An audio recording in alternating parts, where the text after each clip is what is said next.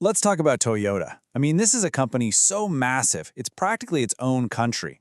But how does a global giant like this actually work? Well, today we're going to break down their blueprint for building cars just about everywhere, while also trying to make a positive impact along the way.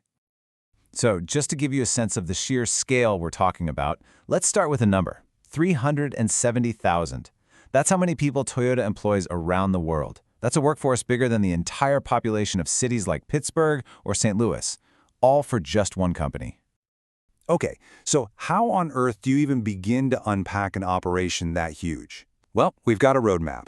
We'll start with their global engine, then dig into why they build overseas. From there, we'll get into their blueprint for responsibility, and then we'll look at what it all means for the road ahead. All right, first up, Toyota's global engine. You see, they don't just sell cars everywhere, they actually build them everywhere. We're talking 50 overseas manufacturing plants spread across 26 different countries. But that raises a pretty big question, right? Why go through all the trouble of building factories all over the world instead of just shipping cars from Japan? Well, this gets us to the core business logic behind going global. And trust me, it's a very, very smart financial decision. So it really boils down to this. If you export a car from Japan, you get hit with import taxes and, of course, massive shipping costs.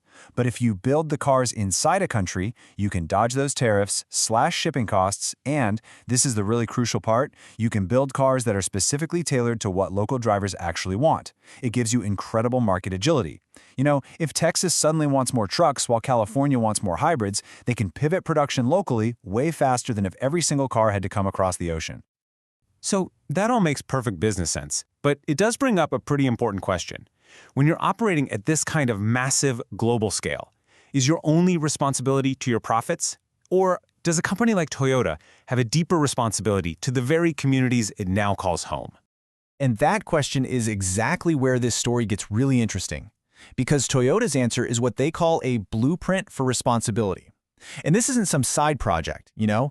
It's woven right into their core philosophy, the famous Toyota Way, that guides how they operate everywhere. This whole blueprint, it really stands on three main pillars: a deep commitment to the planet, a real investment in people, and a constant drive for progress. These three ideas pretty much shape everything they do around the world. So let's dive into that first one. Action for the planet. And this is all about trying to minimize the environmental impact of making millions and millions of cars, which, as you can imagine, is a monumental task. And when you look at what they're doing, it's not just one thing, it's all over the map, literally. We're talking about rainforest restoration projects in the Philippines, fighting desertification in China, managing water quality at all their plants, and even sourcing more parts locally just to cut down on CO2 from shipping. But here's the thing. These aren't just random, feel-good projects. They are all guided by this single, incredibly ambitious vision called the Toyota Environmental Challenge 2050. It shows this is a real long-term strategy, not just some short-term PR campaign. And they're not just talking a big game. They're putting hard numbers and deadlines on it. For instance, just look at Toyota Europe. They're on a clear path to hit 100% carbon neutrality by 2040.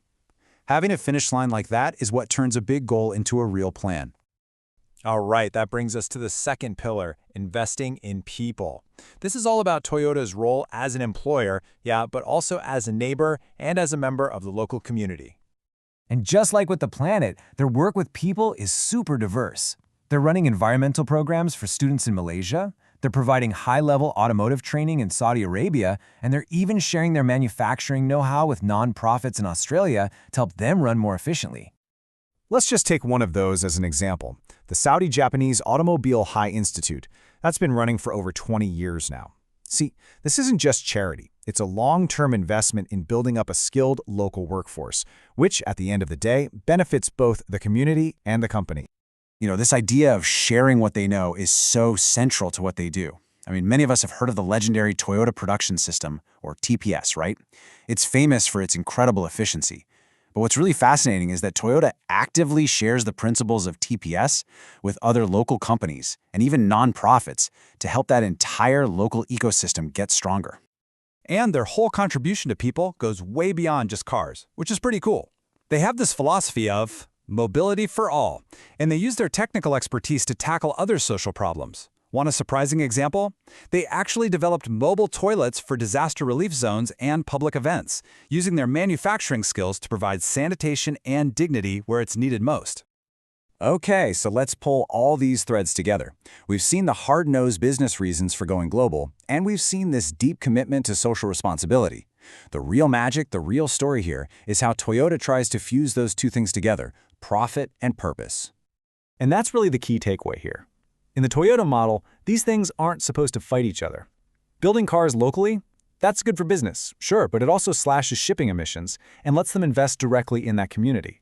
The business strategy and the social responsibility are designed to be two sides of the very same coin.